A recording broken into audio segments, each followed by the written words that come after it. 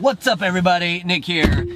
It is going to be a busy day. I'm just about to take off to meet a potential videographer, an old friend of mine who might be able to help take over some of this show video editing, which would be awesome. Then we've got a series of meetings set up and all this kind of stuff. So I'm excited to see where this goes, and I'm excited to take you with me. See you soon.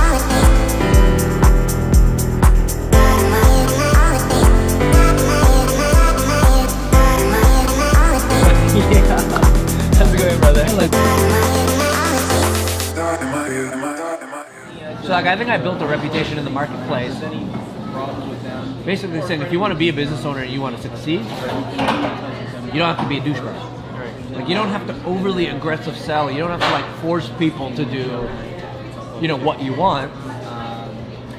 You could build an entire business based on just giving value, just being the guy who provides the most help in your industry. And you're going to grow a business. You don't have to do like sneaky sales tactics. You don't have to have like all this fancy web. I mean, that's all good. Right.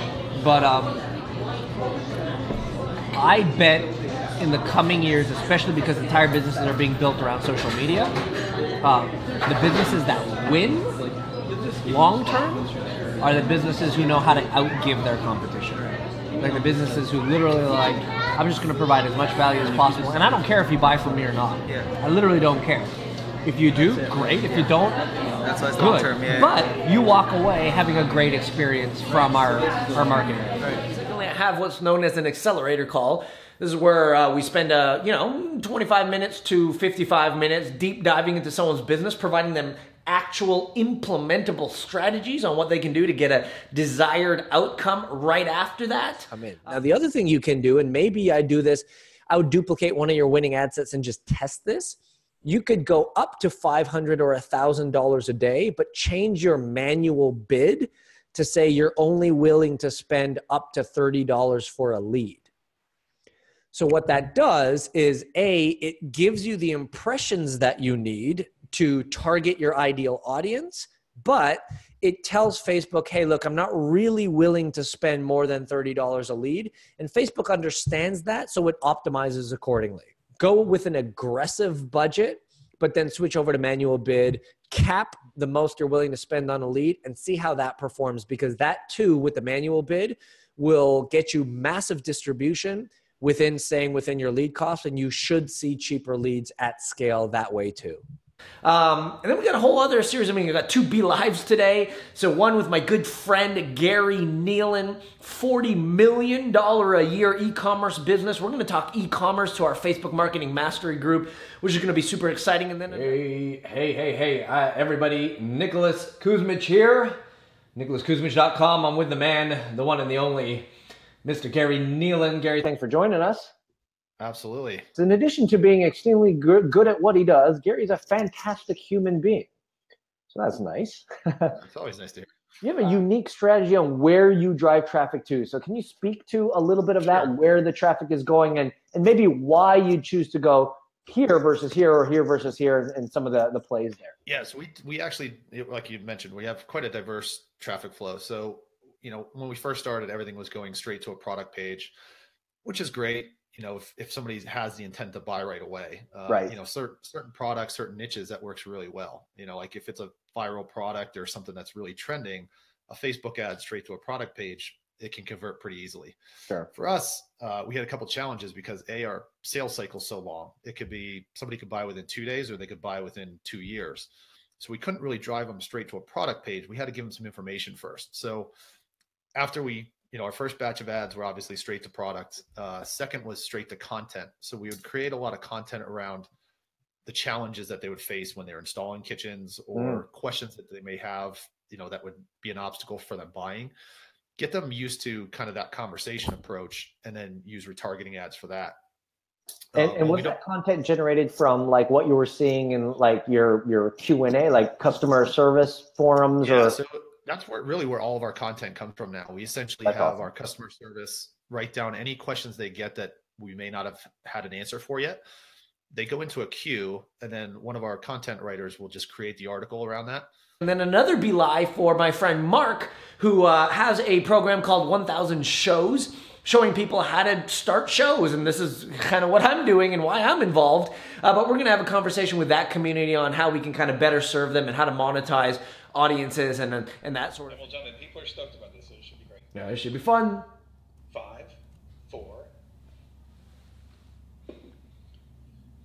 Hello! Thank you guys for taking time out of your day, or if you're watching the rebroadcast of this, thank you for taking time out of your night. Or morning. I mean, that's the best thing about the internet. Nicholas Kuzmich, he is, I don't want to use the term guru because I feel like it's overplayed, but he's a guru when it comes to Facebook advertising, and his campaigns for himself and his clients get not just hundreds of percentage points of ROI, but in the thousands and tens of thousands. And there's all sorts of great social proof of this on his website. I know that you and I spoke on the phone a couple weeks ago, and it was right before one of your intensives, and we discussed how these days it's almost, the content can be given away almost entirely, because what people really demand and what they really love is the access. For example, what we're doing right now, this is only available to subscribers. Access is something that is just so crucially important and exciting for people. Right. And that goes along with your intensive as well. You have people flying 1,000 miles from around the world to see you in DC and Toronto and wherever else they are. I mean,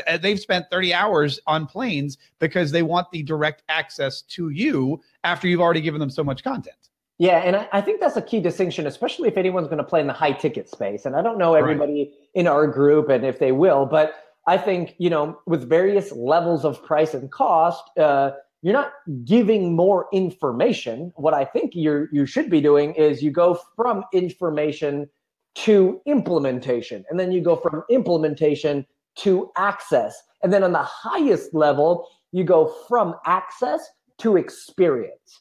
Wow. So yeah, that is a wrap. This is kind of not a typical day. I'm usually not that busy, but yeah, here's kind of, oh man, not a beautiful weather out there in Toronto, Canada. But that was our day. I'll check in soon. I hope you're well, and we'll see ya.